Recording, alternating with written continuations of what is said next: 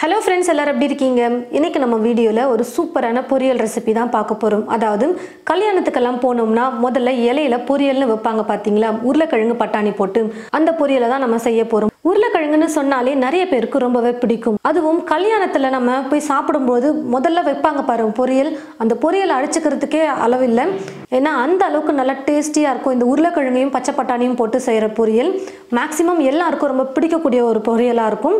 எனக்கு கமெண்ட்ல வந்து நிறைய பேர் கேட்டிருந்தாங்க, இந்த கல்யாணத்துல வைக்கிற உருளைக்கிழங்கு பச்சை பட்டாணி பொரியல் வந்து செஞ்சு காட்டுங்க அப்படின்னு சொல்லிட்டு.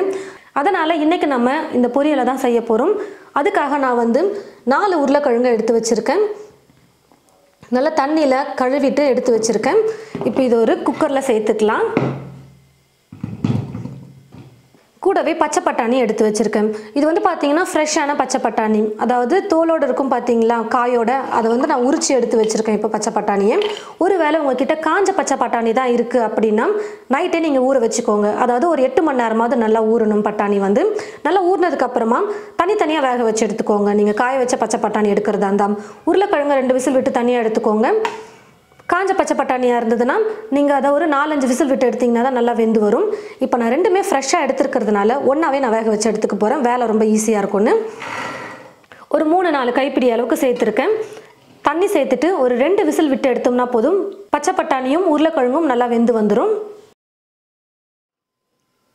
இப்போ வந்து பார்த்தீங்கன்னா வேக வச்சு எடுத்திருந்த உருளைக்கிழங்கு மேலே இருக்கிற தோல் எடுத்துட்டு இந்த மாதிரி கட் பண்ணி எடுத்து வச்சுருக்கேன். பச்சை பட்டாணியை தனியாக தண்ணி இல்லாமல் வடித்து எடுத்து வச்சுருக்கேன்.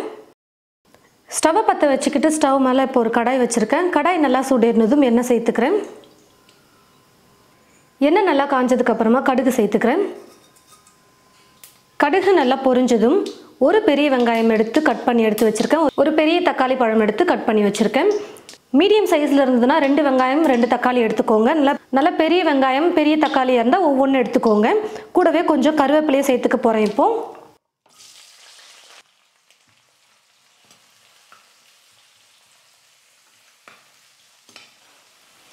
வெங்காயம் நல்லா வதங்கினதுக்கு அப்புறமா 3/4 ஸ்பூன் அளவுக்கு இஞ்சி பூண்டு விழுது சேர்த்துக்கிறேன். நீங்கள் எந்த அளவுக்கு உருளைக்கிழங்கு பச்சை பட்டாணியெல்லாம் எடுக்கிறீங்களோ அதுக்கேற்றது போல் வெங்காயம் தக்காளி இஞ்சி பூண்டு விழுதெல்லாம் சேர்த்துக்கோங்க. கூடவே ஒரு பெரிய தக்காளி பழம் எடுத்து கட் பண்ணி வச்சுருக்கு, அதை சேர்த்துக்கிறேன்.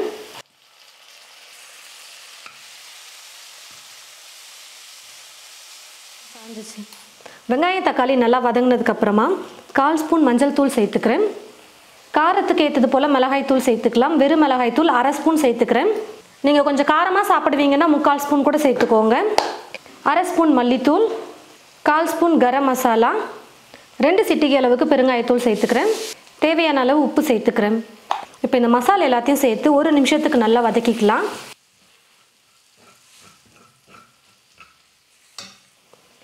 மசாலாலாம் சேர்த்து 1 நிமிஷம் நல்லா வதக்குனதுக்கு அப்புறமா இப்போ எடுத்து வச்சிருக்கிற உருளைக்கிழங்கை சேர்த்துக்கிறேன்.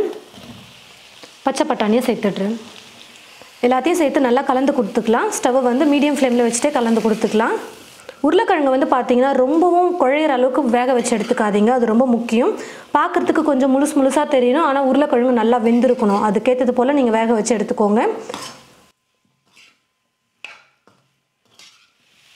பொரியல் வந்து பார்த்தீங்கன்னா பச்சை பட்டாணி உருளைக்கிழங்கு வந்து கொஞ்சம் ஒட்டி இருக்கணும். ஆனால் உதிரியாக இருக்குது பாருங்கள். அதுக்கு வந்து என்ன பண்ணணும்னு பார்த்தீங்கன்னா தண்ணியை வந்து கொஞ்சம் லைட்டாக தெளித்து விட்டுக்கணும். அப்போ வந்து 2 மர்ஜ் ஆகும், நல்லா ஒட்டி வரும். ரெண்டுமே ரொம்ப அதிகமாக சேர்க்கக்கூடாது, லைட்டாக தெளிச்சுக்கோங்க.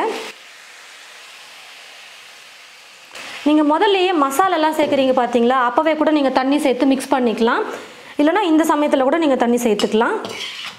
சேர்த்துருக்கிற மசாலோடைய பச்சை மணமெல்லாம் போகணும். அதனால் கொஞ்ச நேரம் நல்லா குக் பண்ணிக்கலாம். அதே சமயத்தில் தண்ணியும் ட்ரை ஆகிடும்.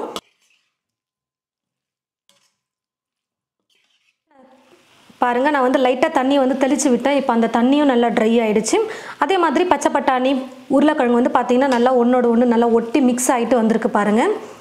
சேர்த்துருந்த மசாலோடைய பச்சை மணம் எல்லாமே நல்லா போயிட்டு பர்ஃபெக்டாக உருளைக்கிழங்கு பொரியல் ரெடி ஆகிடுச்சு. இப்போ நான் ஸ்டவ் ஆஃப் பண்ணிக்கிறேன். ஸ்டவ் ஆஃப் பண்ணதுக்கு அப்புறமா இது கூட பொடியாக நறுக்கிய கொத்தமல்லியை கொஞ்சம் தூவி நான் மிக்ஸ் பண்ணிக்க போகிறேன்.